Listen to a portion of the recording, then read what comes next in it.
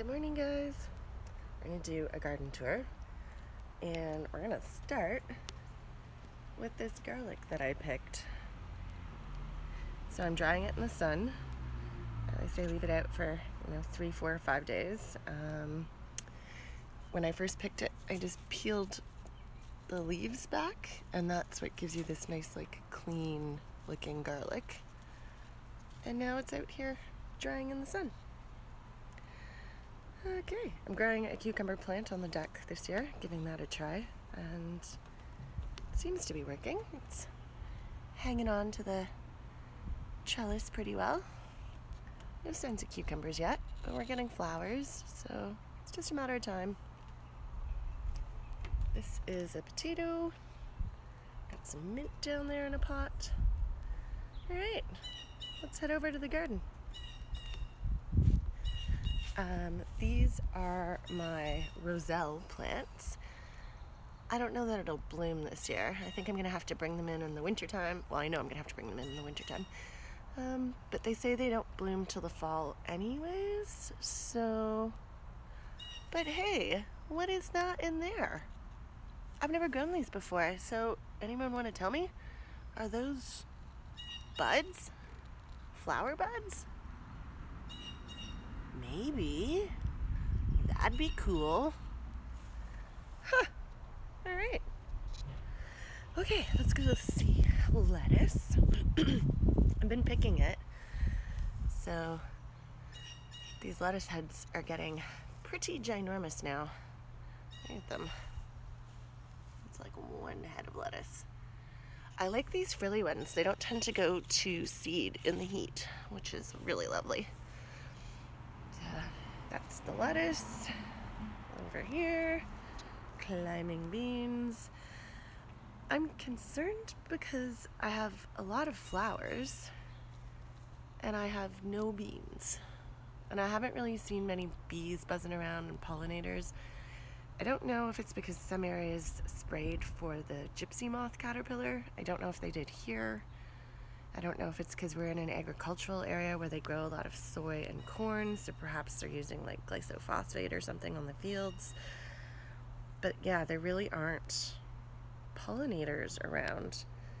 This is borage. It should be covered in bees, and it's not, which is really sad, you guys. Anyway, eggplants down here have flowers on them. Look at that and that. So yeah, maybe in a month or so we'll start seeing eggplants. The asparagus has continued to put out new shoots, so that's pretty cool. This guy here was a new one last week. I put in some beans. These are just traditional French beans. And this is concerning. Look at my tomato plants. I think it's a form of blight. I think there's something in the soil. And they, look like crap. So I'm probably going to rip them out, which is too bad because look, there's some fruit on there. Maybe I'll come up with some kind of fried green tomato recipe or something you can do. I could maybe do a green tomato chutney or something, because I don't want to waste them. And again, you guys, look, lots of plant, not a lot of beans. There's a couple up here. There they are. That's not a lot of beans for the amount of flowers that were on here. Oh, there's one more. Hello. So, yeah. These are the black coat runner beans, and the white ones are tarbus beans. So these are going to be dried beans. So, yeah, you just let them get meaty and big and then dry, and then I'll pick them. So they're pretty hands-off. So we do have a few beans, but not the quantity that you would hope. Let's go over to the squash here. Lots of squash flowers out in the garden. I'll zoom in. Let's see, squash bug. Not our friend. So maybe I'll go get my can over here and we'll kill them. Just gross little can full of squash bugs and Japanese beetles and oh. Okay, I don't know if I can do this. I'm gonna have to put you down.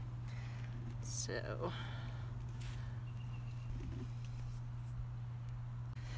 okay, check this out, you guys. That's a Dilectica squash. And it's been pollinated, it's getting bigger.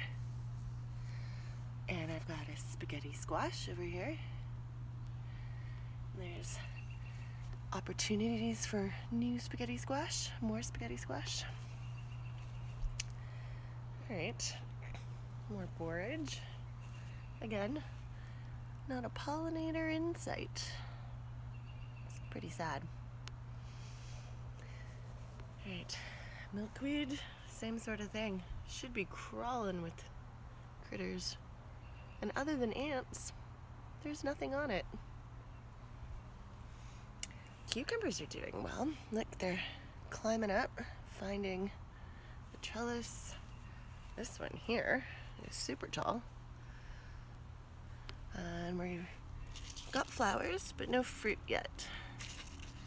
So these here are beans down in front. You can see the purple. That's going to be a purple bean.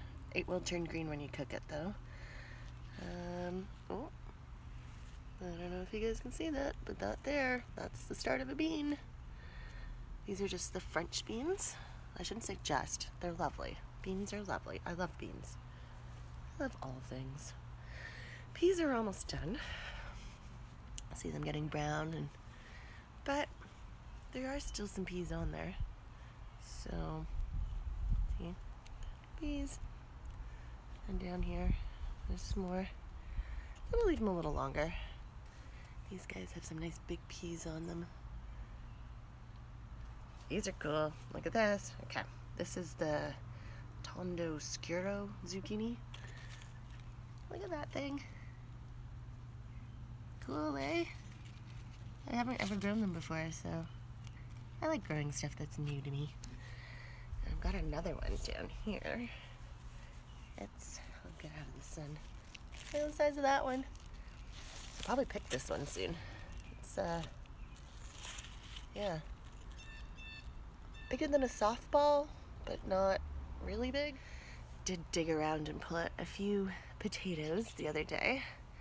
So there are potatoes in there. I'm gonna leave them for a while longer. Some of them are still flowering a bit. And you can leave them until the tops start dying back and then dig them up, which is what I think I will do. I pulled out the garlic. This is where the garlic was, as you saw. And I've put in some fall crops. So I've got Chinese cabbages, rutabagas, and a few kohlrabi. So this little section down here will be sort of fall brassicas. I did put it in the corner here. This is a type of pumpkin. It's called a Seminole pumpkin. So it's sort of like a squash pumpkin. Shouldn't get squash bug because I'm planting it late. It's like a fall, obviously, squash. So hopefully that will start germinating and come up, and by that point I will move all these potatoes and this will become a little squashy pumpkin-y bed. Alright, we have a cauliflower. It's not that pretty. I'm gonna pick it today, I think. Okay, well, voiceover from here. There's the cauliflower. Just a little guy. And we've got some yellow squash in there, some yellow zucchini. My nasturtiums. You can eat nasturtiums. I'm not sure if everyone knows that, but the flowers are edible, but so are the leaves. They're high in vitamin C. They're peppery like arugula. So my broccoli's back here. Oh, another cauliflower. Little one. Yeah, my broccolis back here don't seem like they're gonna produce like a main head. Like the main stem usually comes out in the middle. There's no broccoli in the middle there. So I'm leaving them because I'm thinking the side shoots will produce smaller heads of broccoli. And both of them are like that. I'm not sure what happened, but this is flat leaf parsley and romaine lettuce. So that's what's in that bed. And then over here are the Spanish onions. They say the more leafy green top you have, the bigger your onion bulb will be. So hopefully we're going to get some nice big onions in there. This lettuce was kind of older lettuce that I just threw in. It's already starting to go to seed though. See that in the middle? And when you break it off, if you see this like white milky sap, that means it's bitter. You can still eat it, but it's not going to taste good. So I'm probably going to pull those out. Yeah. So carrots. Carrots are looking lush and green, and haven't eaten any, haven't pulled any yet. So, all right, squash bed. So all along here, we've got flowers. Those are spaghetti squash. Look at the size difference though. The ones over there are much larger. They were planted from seed in the ground, and these ones were transplants. So I'm thinking next year I'm not going to transplant. It's not worth trying to get a jump start because these plants are stunted and small. Yeah, they're not at all as big. Like that one even has fruit on it. It's starting to produce spaghetti squash. And these guys are just like climbing. So it's not worth it trying to get a jump start and like transplanting. Okay, these are the red peppers. They were kind of like sticks. They had lost all their leaves because it got a bit of frost. But they're looking good now. They've filled right out. They've got some flowers on them. So, yeah, looking okay. Beside them is the Hungarian pepper. So it's a yellow Hungarian. They're kind of, see that? They're like squat. Like, they're not the same shape as other peppers. There's one down here. Here, I'll pick it and then I'll show you. So they will keep this shape. Like they'll get bigger, but they keep that sort of squat shape. And then they'll turn yellow. And they're kind of the thicker pepper too. The skin's thick. This is the potato that I forgot to pull out last year. It's going to seed or flower. We've got kale and mizuna. My mizuna is getting a little bit of seed on it, like the seed head here, but that's fine. Just break it off. It's still good to eat. So, mizuna, guys, I'm loving it. Look at that cool little leaf it has. Okay, the bok choy did go to seed, and ooh, there are bees on this, you guys. I don't know if you can see it in there. No, it's not showing you, but I get it over here. This is a green sweat bee. It's a solitary bee. So they live alone. They don't go back to like a hive or whatever. I think they actually burrow into the ground too. So that's exciting, you guys. Bees! Ah, there's another one. That's another green sweat bee. Oh, good. Go over to the beans. Go pollinate my beans. Anyways, that is a flat Dutch cabbage, and then I've got a rutabaga and a rutabaga. So those are fall crops that I'm starting to grow now. It's July 1st, but might as well get those fall crops in. And the lettuce. Look at these furry heads of lettuce. They just make me happy. It's like, yeah. These lettuces are really good too. Ooh, this is a Chinese noodle bean. So it's going to climb up the trellis like the other ones have. And then it gets these really long beans. Like, I don't even know how long, like several feet long. I'll show you when they start producing because they're really cool. And I did put more beans in along the bottom because I think all those sad tomatoes are going to come out. So yeah, down along the bottom there. There'll be new ones to germinate, and hopefully they'll come up and there'll be more pollinators in the yard at that point, and so I'll get more of these white tarbus and red blackcoat runner beans because Yeah, they're not getting. Okay. I don't know what happened to my camera earlier. Something went berserk and then it wasn't recording the sound, and then this whole like section that I filmed didn't even like exist. So we're gonna do it again. So I just want to show you the tomatoes. Look at the fruit on these guys. Aren't they beautiful? So this here isn't a problem. It's something called cat facing. Not all of them have it. Like, I can't really show you, but yeah, not all of the tomatoes will have that.